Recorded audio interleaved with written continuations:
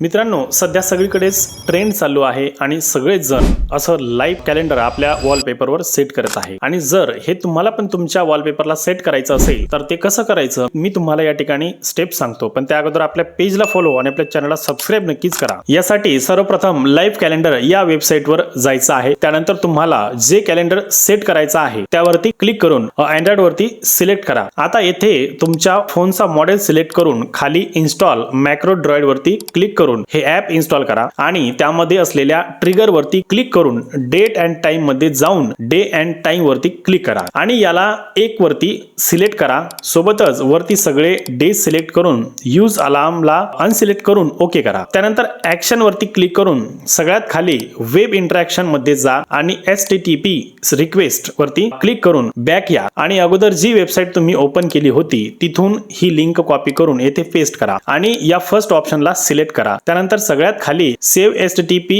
Response to file याला select करा। आता इथे तुम्हाला एक फोल्डर सिलेक्ट करून त्याला इथे एक नाव द्यायचं आहे आणि या ठिकाणी क्लिक करून सेव्ह करून घ्यायचं आहे। आता परत ऍक्शन मध्ये जाऊन डिव्हाइस सेटिंग मध्ये जा आणि खाली असलेल्या सेट वॉलपेपर वरती क्लिक करून इमेज वरती ओके करा आणि लॉक स्क्रीन वरती सिलेक्ट करा। आता डायनामिक फाईल नेम यावर क्लिक करून तुम्ही अगोदर जे फोल्डर ओपन केलं होतं ते सेम फोल्डर या ठिकाणी सिलेक्ट करा आणि सेम नाव देऊन ओके करा आणि शेवटी वरती असलेल्या 3 डॉट वर क्लिक करून टेस्ट मॅक्रो वरती क्लिक करा। बस काम झालं, तुमचा हा वॉलपेपर तुमच्या मोबाईलच्या वॉलपेपरवर सेट झालेला आहे।